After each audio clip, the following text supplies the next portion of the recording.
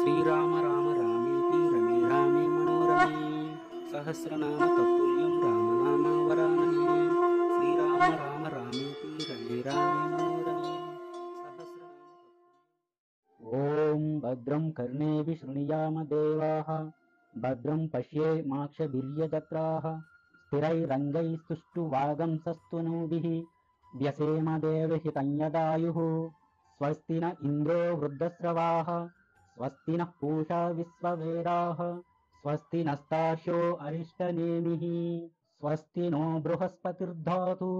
ఓం శాంతి శాంతి శాంతి.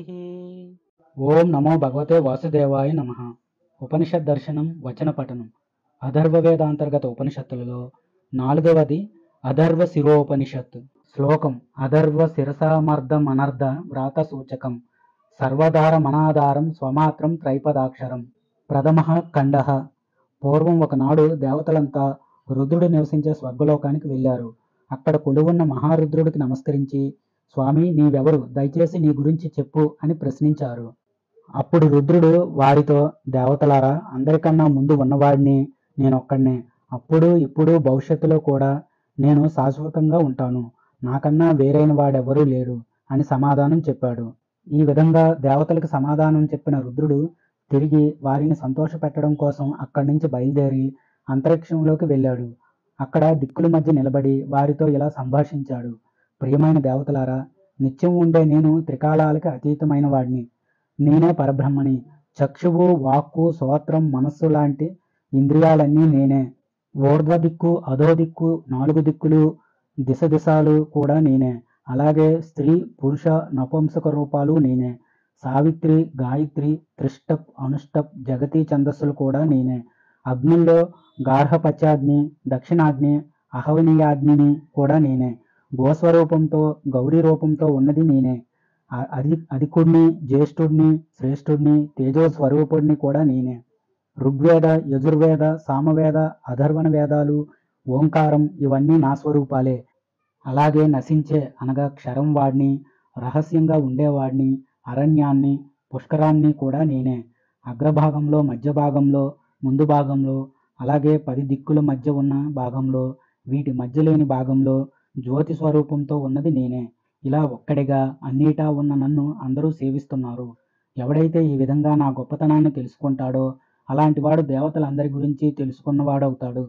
దేవతలారా, నేను సూర్యకిరణాల ద్వారా భూమిని, వేదాధ్యయనాల ద్వారా విప్రుల్ని, ఆజ్యంతో అవిస్సుల్ని, ప్రాణప్రస్థానంతో ప్రాణాన్ని, బ్రహ్మం ద్వారా పంచభూతాల్ని, సత్కర్మల ద్వారా ధర్మాన్ని పెంపొందిస్తున్నాను అని చెప్పాడు. ఈ విధంగా దివ్యోపదేశం చేసిన రుద్రుడి దివ్య తేజస్సుని దేవతలు చూడలేక భక్తి ప్రపత్తులతో తమ 2 చేతులు పైకెత్తి నమస్కరిస్తూ ఇలా స్తుతించసాగారు. ఎవడు రుద్రుడనే పేరుతో సకల శాస్త్రాలలో సుప్రసిద్ధుడిగా వ్యవహరించబడుతున్నాడో అలాంటి రుద్రుడికి, చతుర్ముఖ బ్రహ్మకి, ఈ 2 రూపాలు కలిగిన ఆ మహారుద్రుడికి నమస్కరిస్తున్నాం. ఇది సత్యం. ఈ విధంగా అన్ని మంత్రాలలో చెప్పబడ్డవాడు, అన్ని మంత్రాలలో కనిపించేవాడు అయిన ఆ మహారుద్రుడే శ్రీ మహావిష్ణువుగా, మహేశ్వరుడిగా, ఉమాదేవిగా, గణపతిగా, కుమారస్వామిగా, ఇంద్రుడిగా, అగ్ని, భూలోకం, భువర్లోకం, సువర్లోకం, మహర్లోకం, తపోలోకం, సత్యలోకాలుగా, అలాగే పంచమహాభూతాలుగా, సూర్య చంద్ర నక్షత్రాలుగా, అష్టదిక్పాలకులుగా, నవగ్రహాలుగా, ప్రాణం, కాలం, యమ, మృత్యు స్వరూపాలుగా, భూత, వర్తమాన, భవిష్యత్ కాలాలుగా సమస్త ప్రపంచంగా కొలువై ఉన్నాడు. ఇదంతా పరమసత్యమైన విషయం. ఇలా సకల రూపాలు ధరించిన మహారుద్రుడికి నమస్కారం. తృతీయః ఖండః. ప్రణవ అనగా ఓంకారం మంత్రం ఇలా ఉంటుంది. ఆదిలో ఓంకారం, మధ్యలో భూర్భవ స్వాహ, చివర స్వాహ జనోదం. ఈ మొత్తం కలిపితే ఓం భూర్భవ స్వాహ జనోదం అని. ఓ ఓంకారమా, నీవు అద్వితీయమైన పరబ్రహ్మ స్వరూపానివి, విశ్వరూపం కలదానివి. ఇలాంటి నీవు 1, 2, 3గా ఉన్నావు. మంత్రం ఊర్ధ్వ భాగంలో, అధో భాగంలో ఉన్నది నీవే. శాంతి, పుష్టి, తుష్టి, హుతం, అహుతం, విశ్వం, అవిశ్వం, దత్తం, అదత్తం, కృతం, అకృతం, పరం, అపరం, పరాయణం కూడా నీవే. ఇలా నీవు విశ్వరూపంతో వెలుగొందుతున్నావు. మేమంతా బ్రహ్మ విద్యా స్వరూపిణి ఉమాదేవితో కొలువైన మహారుద్రుడి అనుగ్రహాన్ని పొందాము. అందుకే మేమంతా మృత్యుంజయులం అయ్యాము. ఆయన దయతో మేము ఆనంద జ్యోతిని పొందాం, ఇంద్రియాలను జయించాం. ఇక అనర్థ కార్యాలైన ఇంద్రియాలు మమ్మల్ని ఎలా వశపరుచుకుంటాయి? ప్రణవం అనేది అందరికీ హితాన్ని చేకూర్చేదే కదా. అది ఎప్పటికీ నశించనిది. హిరణ్య గర్భుడైన చతుర్ముఖ బ్రహ్మతో తెలుసుకోబడింది. ఎంతో సూక్ష్మంగా సౌమ్యంగా ఉండేది, గ్రహించటానికి వీలు లేనిది, పరిపూర్ణమైనది. అలాంటి ఓంకారం తన దివ్య తేజస్సుతో వాయువుని, ఆ వాయువు తేజస్సుతో సోముణ్ణి, ఆ సోముణ్ణి తన స్వశక్తితో భక్షిస్తోంది. ఇలా ఓంకార స్వరూపుడిగా ఉంటూ సృష్టిని ఉపసంహరించే కర్తగా, మహాగ్రాసం కలిగిన వాడుగా కూడా ఖ్యాతిని పొందిన ఆ మహారుద్రుడికి నమస్సులు. చతుర్దశ ఖండ. హృదయ కమలంలో ఉండే సూత్రాత్మలలో సకల దేవతలు కొలువై ఉన్నారు. అద్వితీయమైన ఓ ఓంకారమా, నీవు 3 మాత్రల కన్నా పరమైన దానివి. అలాంటి నీవు కూడా హృదయంలో కొలువై ఉన్నావు. ఓ రుద్ర, మహాదేవ, నీ శిరస్సు నివృత్తి మార్గం, ప్రవృత్తి మార్గమైన సంసార చక్రం నీ పాదాలు. మోక్ష మార్గం ఏదో అదే ఓంకారం. ఆ ఓంకారాన్నే పండితులు ప్రణవం అని, సర్వత్రా వ్యాపించి ఉండేదని, అనంతమైనదని, తారమని, సూక్ష్మమైనదని, శుక్లమని, వైద్యుతమని, సాక్షాత్ ఆ పరబ్రహ్మం అని భావిస్తారు. ఇలాంటి ఓంకార స్వరూపుడైన ఆ మహారుద్రుడే ఈశానుడు, భగవంతుడు, మహేశ్వరుడు, మహాదేవుడిగా పూజించబడుతున్నాడు. పంచమహాఖండ. తనని ఒక్కసారి ఉచ్చరించగానే శరీరం పైకి లేచేలా చేస్తుంది కాబట్టి దానికి ఓంకారం అన్న పేరు వచ్చింది.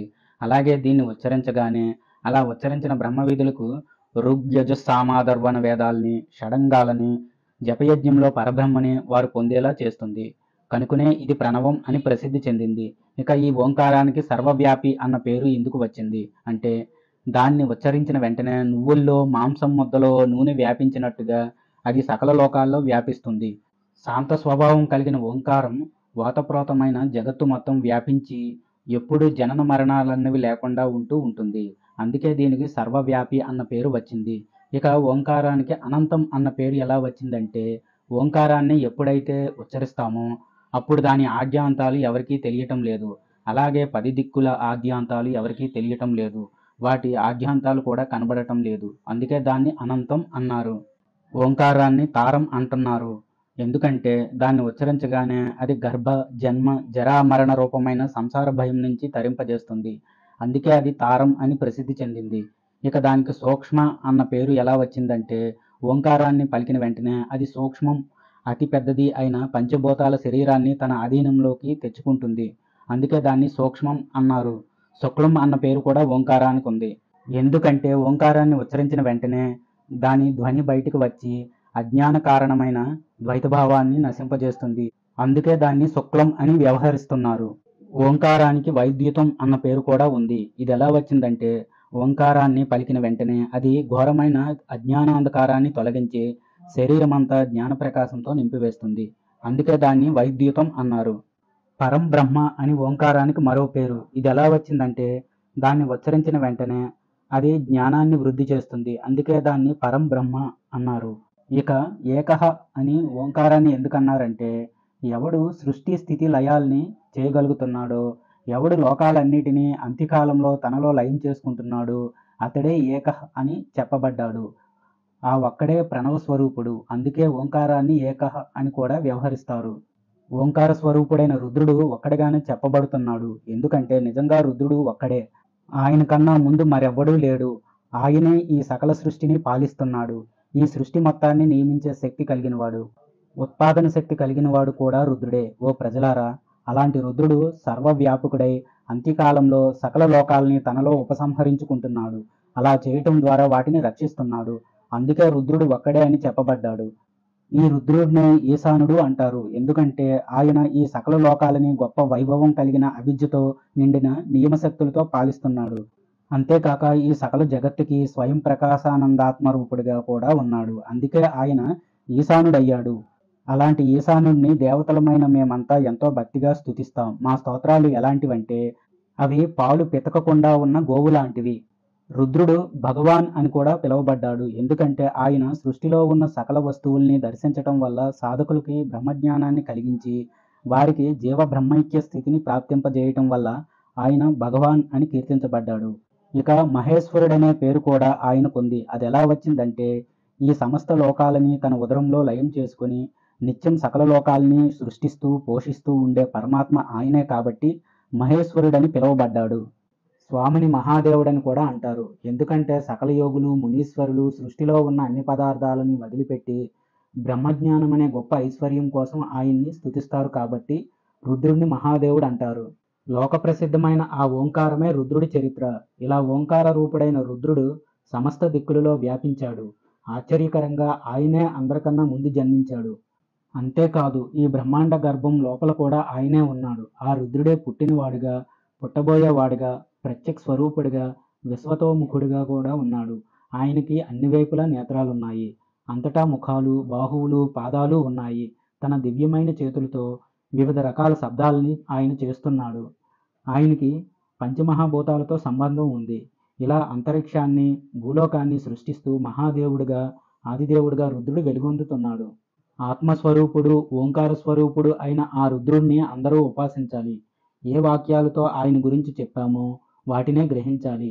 ఈ మార్గం ఎంతో ఉత్తమమైనది. అందుకే ఋషులు, పితృదేవతలు ఈ మార్గంలో ప్రయాణం చేసి పరాపర స్వరూపుడైన ఆ పరబ్రహ్మను చేరుకుంటున్నారు. పరబ్రహ్మ స్వరూపుడైన రుద్రుడు వెంట్రుక చివరి భాగం ఉన్నంత సూక్ష్మంగా ఆకారాన్ని ధరించి సకల జీవుల హృదయాల్లో నివసిస్తున్నాడు. విశ్వరూపుడు, స్వయం ప్రకాశుడు, వేదాలు పుట్టటానికి కారణమైనవాడు, అందరికన్నా శ్రేష్ఠుడు అయిన ఆయన్ని అనగా రుద్రుడిని ఏ ధీరులైతే తమ అంతఃకరణంలో దర్శిస్తారో వారికే శాశ్వతమైన దివ్యశాంతి లభిస్తుంది. కానీ ఇతరులకు లభించదు. ఒక్కడిగా ఉన్న ఏ పరమాత్మ ప్రతి యోనిలో అనగా శరీరంలో వెలుస్తున్నాడో, ఎవరి వల్ల పంచ విధాలుగా ఉన్న ఈ ప్రపంచం చక్కటి స్థితిని పొంది ఉందో అలాంటి ఆ సర్వనియంత, స్వయంగా ప్రకాశించేవాడు, స్తుతించగలిగినవాడు అయిన పరమాత్మనే నిత్యం ధ్యానించాలి. ఆ విధంగా ధ్యానం చేయటం వల్ల సాధకుడు సంసార బాధల నుంచి విముక్తి పొంది గొప్ప శాంతిని పొందుతాడు. జీవుడిలో ఉన్న ఇంద్రియాల అనగా ప్రాణాల మధ్యలో లింగ అనగా సూక్ష్మ శరీరం ఉంటుంది. ఈ లింగ శరీరంలో క్రోధం, తృష్ణ, క్షమ అనే గుణాలుంటాయి. సాధకుడు వీటిలో దుఃఖానికి మూల కారణమైన తృష్ణ అనే గుణాన్ని నశింపజేసుకుని వివేకవంతుడై ఆ మహారుద్రుడిని ఆత్మలో స్థాపించుకోవాలి. రుద్రుడి ఏకత్వం గురించి ఇలా చెబుతున్నారు. రుద్రుడు శాశ్వతమైనవాడు, పురాణ పురుషుడు, అన్నరూపుడు, అమృత స్వరూపుడు. అలాంటి రుద్రుడిని తపస్సు చేయడం ద్వారా పొందవచ్చు. ఆయన్ని పొందటానికి చేసే వ్రతాన్నే పాశుపత వ్రతం అంటారు. దీని ప్రకారం అగ్ని, వాయువు, జలం, భూమి, ఆకాశం, మనస్సు, నేత్రాది ఇంద్రియాలు ఇవన్నీ భస్మ రూపాలే. సాధకుడు అగ్నిరథ భస్మ అనే 7 మంత్రాలు చదువుతూ శుద్ధమైన భస్మాన్ని తీసుకొని ముందుగా శరీరానికి పూర్తిగా పూసుకొని తరువాత తల, మిగిలిన అవయవాలపై పూసుకోవాలి. ఇలా భస్మాన్ని నియమపూర్వకంగా ధరించటమే పాశుపత వ్రతం అని చెప్పబడుతుంది. అజ్ఞానులు తమలోని అజ్ఞానాన్ని పోగొట్టుకోవటానికి ఈ వ్రతం చేయాలి.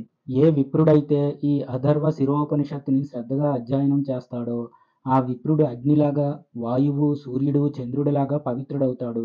అంతేకాదు అలాంటి ఉత్తముడు సత్యపూతుడిగా, సర్వపూతుడిగా, సకల పుణ్యతీర్థాలలో స్నానం చేసిన వాడుగా, సకల వేద వ్రతాలని, నియమాల్ని ఆచరించిన వాడుగా, సకల దేవతల చేత ప్రశంసించబడతాడు. అలాగే సకల క్రతువులు, ఇతిహాస పురాణ పఠనాలు, శతసహస్ర గాయత్రి రుద్ర మంత్రాలు 10,000 సార్లు ఓంకారాన్ని జపించిన వాడవుతాడు.